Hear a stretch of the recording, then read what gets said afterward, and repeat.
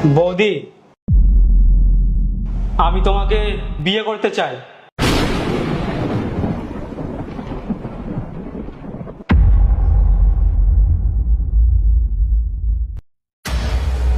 কি? তোমার একটু লজ্জা লাগে না বুবাই? তুমি আমার দেওর, তুমি কি পাগল হয়ে গেছো?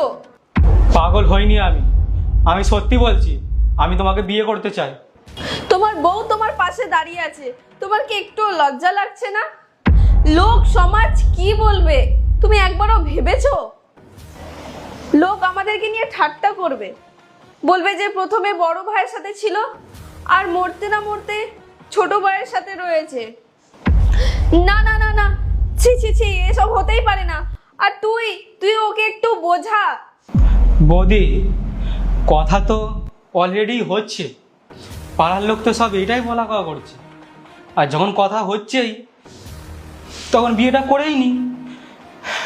আর এতে ওর কোনো প্রবলেম নেই। হ্যাঁ, আমি বলেছিলাম বুবাইকে যাতে ও তোমাকে বিয়ে করে, আর এতে আমার মত আছে, কোনো বিরোধিতা নেই। আমি মন থেকে চাই যাতে তোমার আর বুবাইয়ের বিয়ে হোক, আর আমরা সবাই মিলে সুখে শান্তিতে থাকি। লোকজন লোকজন কথা বলছে বলে আমি ওকে বিয়ে করে নেবো? ও তো আমার দেওর। তুই তুই এটা কি বলছিস? আমি ওকে সবসময় দেওরের চোখেই দেখেছি। তুই যাই বল, আমি এই পাপ কখনোই করতে পারবো না। তোরা যা করে নে, আমি এখানেই থাকবো। বৌদি, এতে ভুলটা কোথায়? তুমি সমাজের কথা বলছো, সমাজে তো এইসব কথা বলা কওয়া করছে। আর যখন আমার কোনো অসুবিধা নেই, ওর কোনো অসুবিধা নেই, তাহলে তোমার অসুবিধাটা কোথায়? আর এতে ভুলটাও বা কোথায়? আরে আরে, এটা তুই কি বলছিস? তোরা কিছুই বুঝতে পারছিস না, তুই ওকে অন্তত বোঝা। বৌদি, তুমি সমাজের কথা কেন ভাবছো? সমাজকে তোমার কথা ভেবেছে? আরে এখন তুমি একা হয়ে গেছো, একটা পুরুষ ছাড়া জীবন কেমন হয় সেটা তো তুমি জানো।